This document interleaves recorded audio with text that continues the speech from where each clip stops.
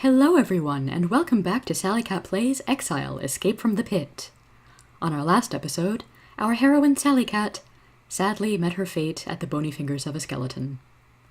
So let's meet the next group of suckers sent down into exile. For the current group of miscreants, I've gone with the full 6 characters instead of just 1.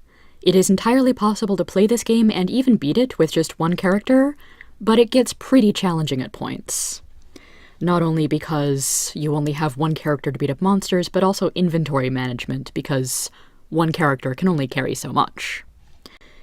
Looking at the character roster, you may notice some familiar names. Apparently in this universe, it is possible to take the sky from me. So we are back in the town of Silvar. I've outfitted this party a little better with equipment, bought more food. We're running pretty low on gold. So we're going to take a few minutes to more fully explore town. You can see the auto map over to the side here. And we'll start by talking to the shopkeeper here. There is a pale woman working behind the counter. She has the jitters. What is your name, good woman? I'm Carol, sort of. She smiles nervously.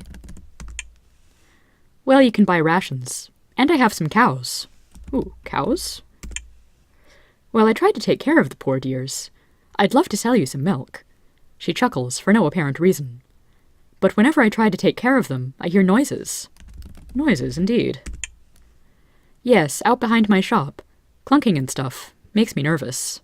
That much is obvious. Now, this is, in fact, a small quest hook, but I'm not going to follow up on it right now because we are still level 1 noobs and will get our butts kicked, most likely. So, to continue on with town exploration.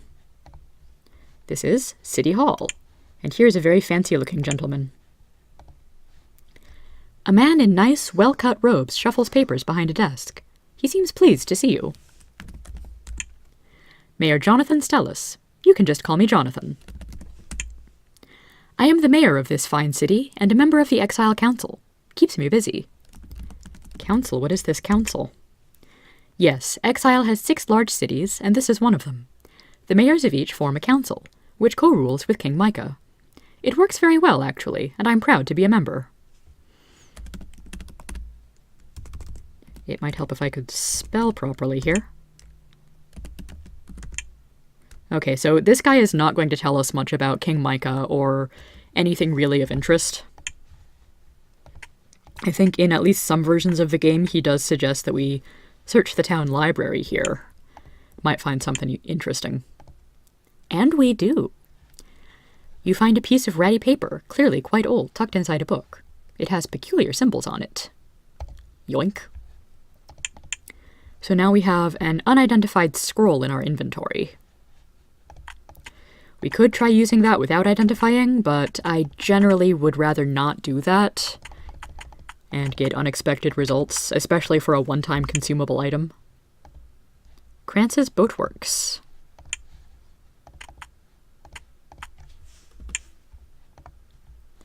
You see a burly man wearing a belt covered with tools. You must be Krantz. I'm Krantz, pleased to meet ya.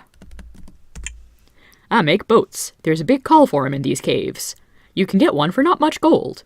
He shakes his head. Hope you do. The slits have been hell for my business. Anyway, if you want to purchase one, say so. They're on sale. 350 gold. And we cannot remotely afford that right now. There's droves of them to the west, on the other side of that huge lake, and they pretty much own it. People don't fish there anymore. Too risky. Of course, people also need boats to get to the Great Cave to the south. Alright then, so let us note that if we head to the west of here, we will eventually start running into the Slithzerakai. Those are the savage lizard men, who also will dominate the asses of level 1 noobs like us. This sign says, Gruber's Weapons, out of business. And the door is locked. Now there's a few ways to handle a locked door.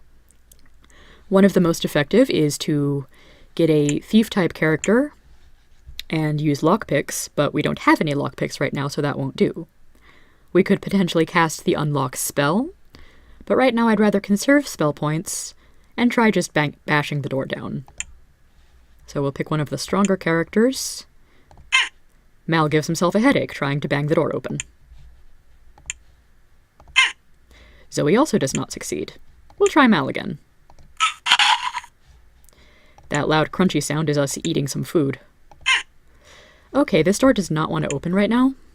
Let's see, River. See if you can get this open for us. Darn.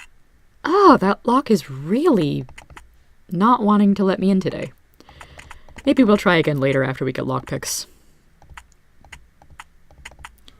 This here is the local inn. Ah, this is the rare case of a guard who actually says something unique.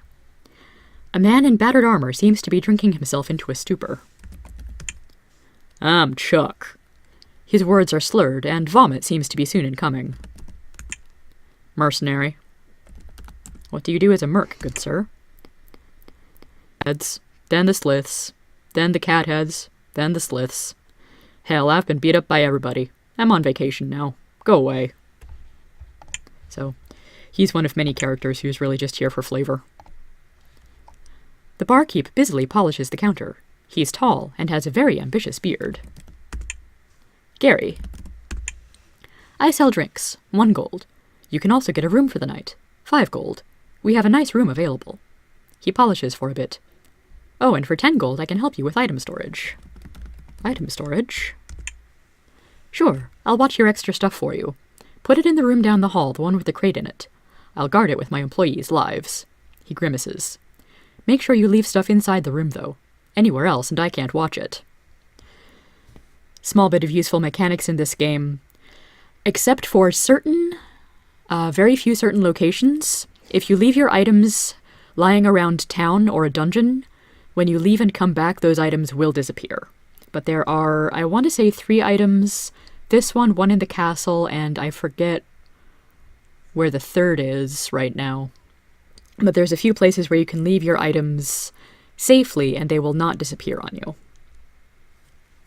And this does come in handy. As I mentioned, inventory space is quite limited. So, you can also buy a room for the night that will give you a full rest, I believe without using food, but it does cost gold. What also costs gold, but less so, is buy a round of drinks.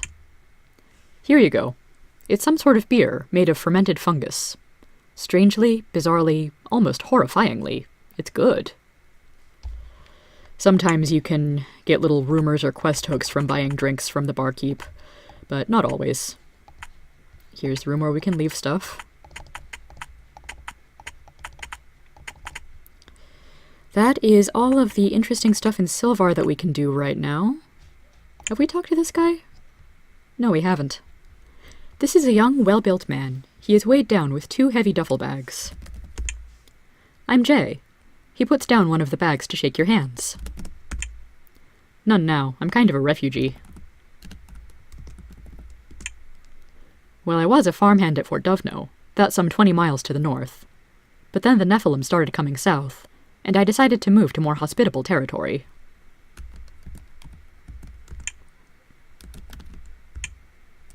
See if he has anything to say about Nephilim. Yeah, the catheads are starting trouble again. They're building sort of a fort at the north end of this huge cave. It's small now, but nobody's doing anything about it, and it'll be big soon. Then, watch out. You could find out a lot more about it at Fort Duvno. Go east to Fort Exile, then north. Why don't we go do that then?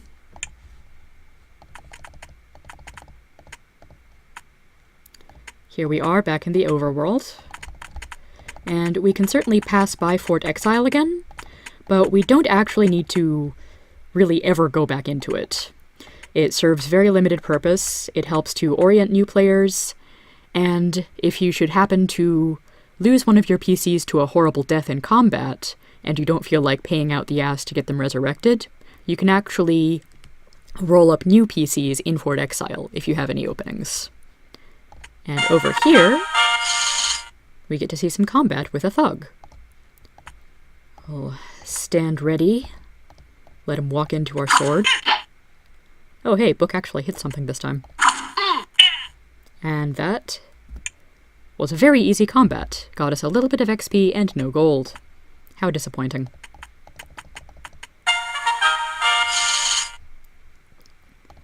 As this Let's Play goes on, I may try to speed up or skip through some of these combats. In fact, let me turn the volume down, because that's got to be pretty loud.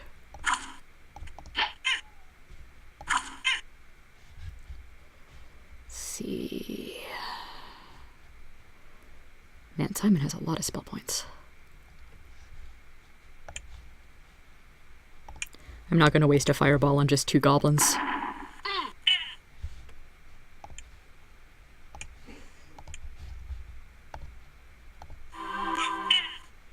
And Simon gets a kill, and Kaylee picks up the money. Yeah, I expect a lot of these early episodes to have a lot of wandering around, filling in the maps. Oh, there's Fort Duvno.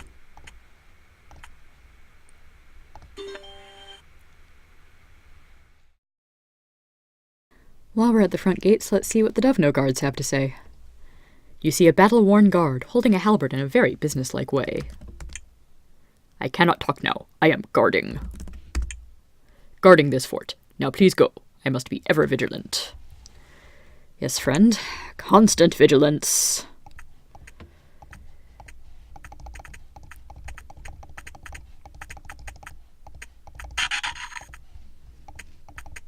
Ooh, here's a guy in priest robes. You see a small, worried man in traveler's clothes. A holy symbol hangs prominently from his neck. Greeting, my son. I am called Caius.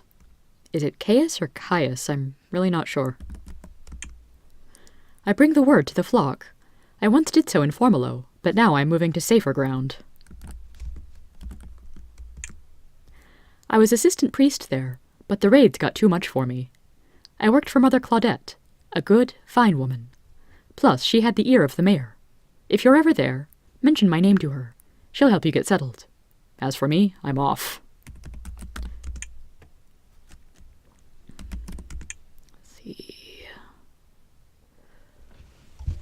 I don't remember if he actually explains it, but supposedly the Nephilim raids in Formalo were getting too much for him.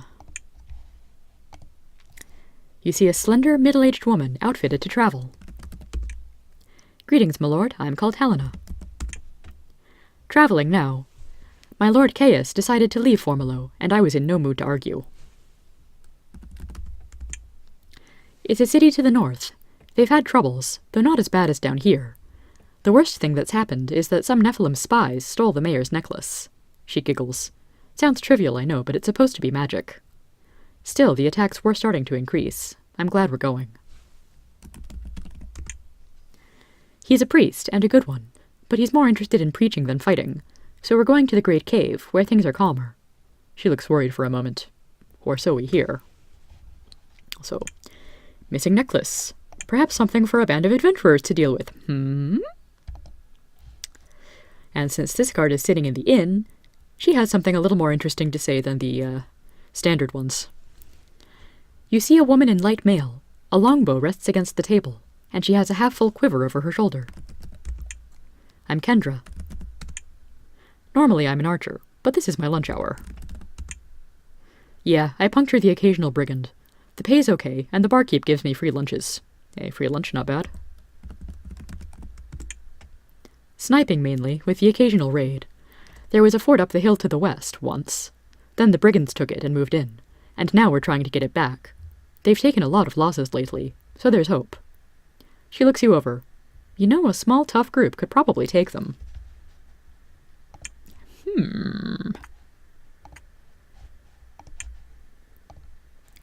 Behind the counter is a blonde woman of medium build.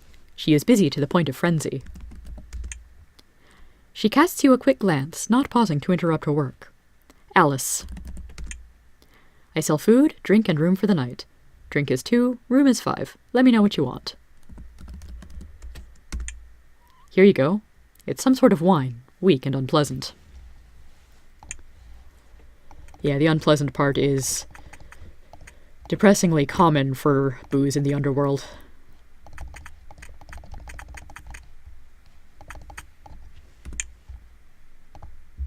Barracks. There are barracks. There is a soldier. Oh. Archers also might have more interesting to say than the standard soldiers. You see an archer. He's wandering around, looking somewhat distracted. I'm Jake. Half the time, I stay here and guard. The other half, I try to find someone who can play chess.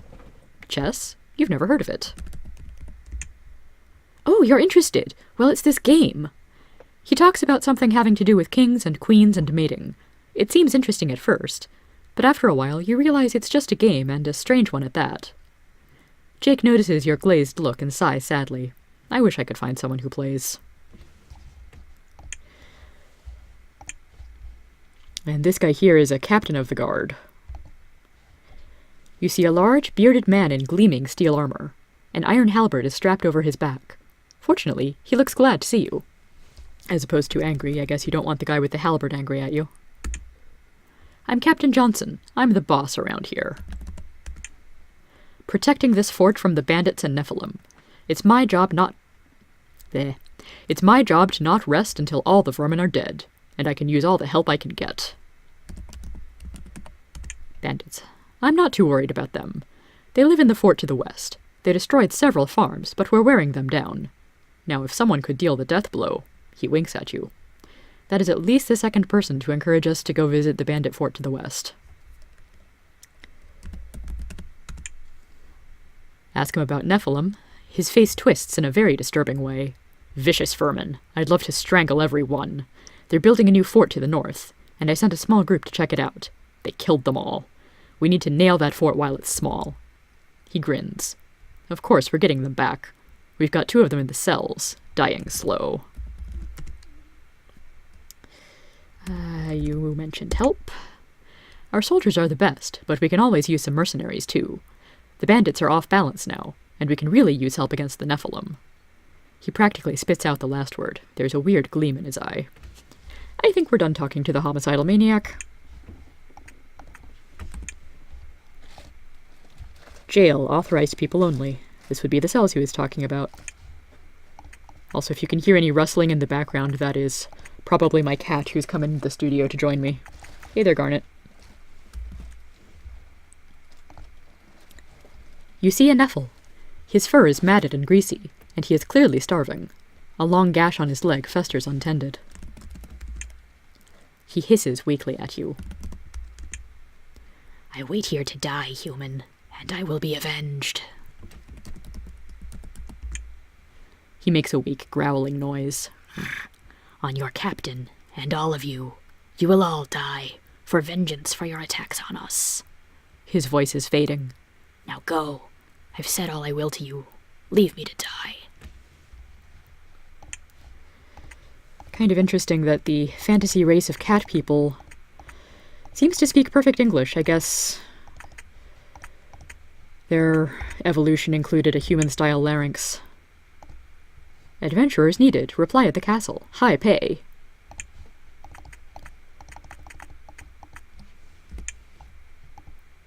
Carol, healer.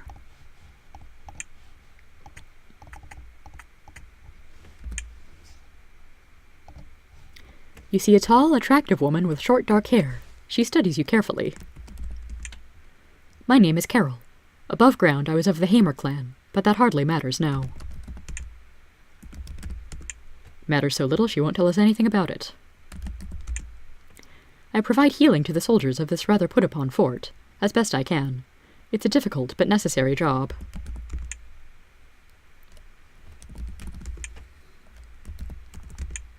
Okay.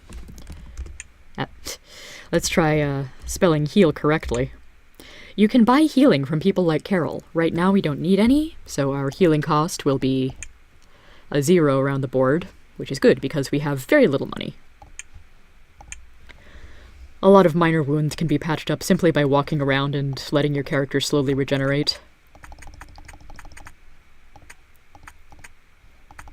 But you can get some nastier things like poison or death. Death's a bitch. The man in front of you is huge, leather-clad, and grimy. He holds a very large hammer. He shakes your hands vigorously, dirtying them. I'm Grimmet, the blacksmith. I'm the blacksmith around here. I repair weapons and the like. You can buy some here and sell your spares as well. Neat.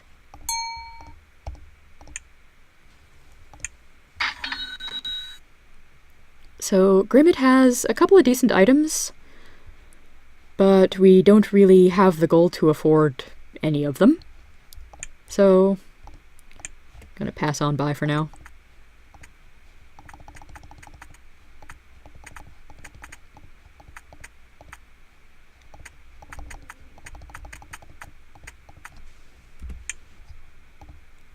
You see an old man sitting under a tree. He's fishing. I'm Scott, he says in a very low voice. Be quiet, you'll spook the fish. Well, not much. I used to be a farmer. Now I just do odd jobs. And fish. He speaks loudly for the first time, in anger. Those cat bastards, they burned my farm. They wanted the land, so they took it. Johnson sent out a group to attack their new fort, but they were never heard from, so I'm stuck here.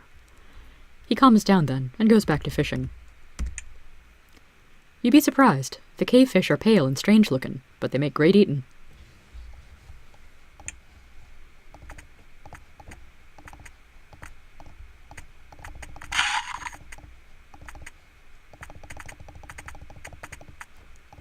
Okay. And the last 3 shops here are of much greater interest to adventurers. The man behind the counter is short and heavy-set. He wears mage's robes, not crisp and clear, but ratty, as if he'd been traveling recently.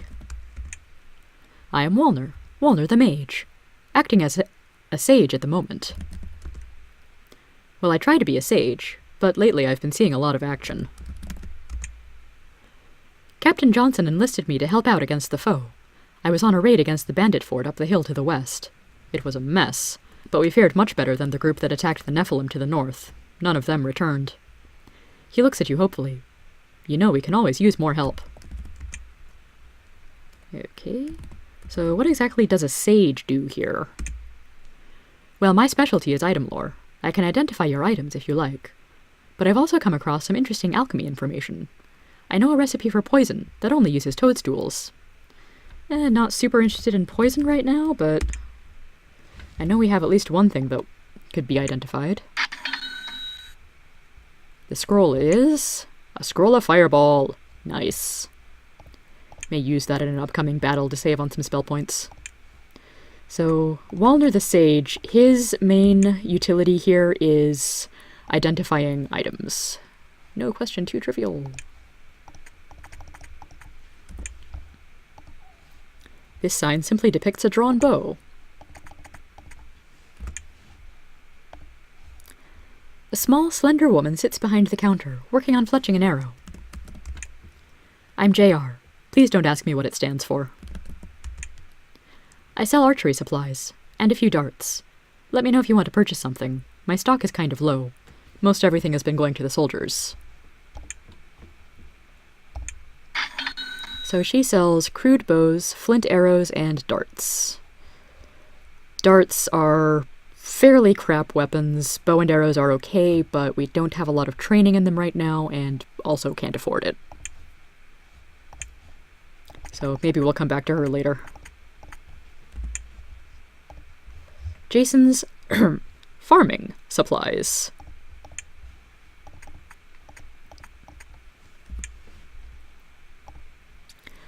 A tall, peculiar-looking man dressed in leather sits behind the counter. He has long hair and a broad smile. What is your name, good sir? I'm Jason. Pleased to meet you. Well, I used to sell farming supplies, when there were farms. Then I diversified. So, diversified? Into supplies of a more esoteric nature. Ask to purchase something and you can see for yourself, he thinks. Also, if you want, you can sell me things you may have, obtained. So this guy is the fence for the area. So we can buy from him torches, lockpicks, and weak poison. And I almost got really excited for lockpicks until I saw the price and compared it with our gold supply. So we are gonna need to do what mercenaries do, and that is beat things up and take their money. Because here in the underworld, we want to live. We need food to live. We need gold for food. The easiest way to get gold is to beat up monsters or other enemies and take their stuff. So we've got a decision to make, is do we hit the bandit fort first, or do we go up north to find the Nephilim cave? We'll find out next episode.